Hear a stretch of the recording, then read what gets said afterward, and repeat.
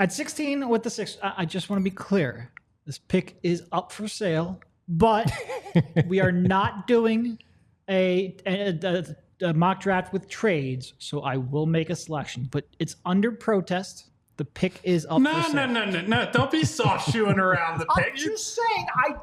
Make the pick like a man. Come on.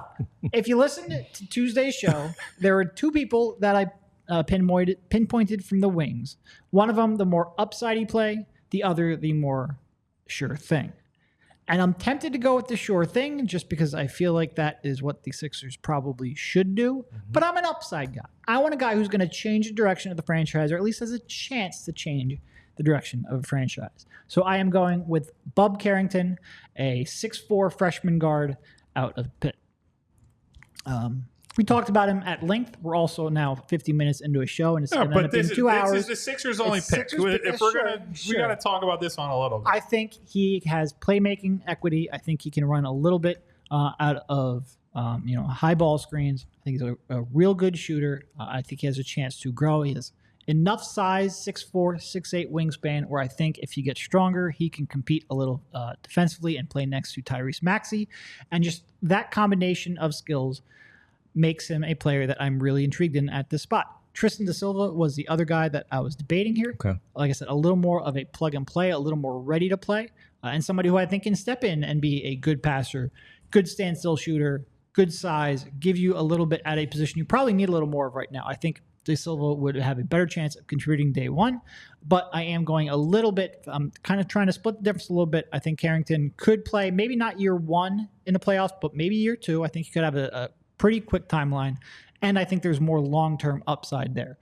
There are some concerns with the shot selection. He had to do a lot there with Pitt. He had to do a lot not only at scoring, but initiating as well. They had some good shooters around him, so that did help, but they didn't have all that much playmaking alongside of him. So I think if you put him in a more structured system, ask him to, take away some of the hero ball tendencies and the mid-range jumpers, focus a little more on extending it to the NBA three-point range. I think he has that within him, and I think over long term, like I said, the combination of both on-ball, off-ball equity, I think is a real good fit, potentially next to Tyrese Maxey for a long time. I like the pick. Sitting there at 16, not trading it, taking a guard, need some guard help. We even saw that last season. As much as you had Kyle Lowry campaign, the Melton thing really hurt when you missed him. And let's say he does come back on a cheaper deal, a team-friendly deal, and you do get Melton back. The question is, how much can you really, really count on him if, in fact, the guy goes down once again with that back injury? You do bring back Kyle Lowry, hypothetically. You still need somebody else in there. And as much as we saw the young players Maxey is Maxey, but wanting to see out there Turk Smith on the floor sometimes, hey, they just need some ball handling. They need somebody to bring the basketball up, not named Joel Embiid or Tobias Harris.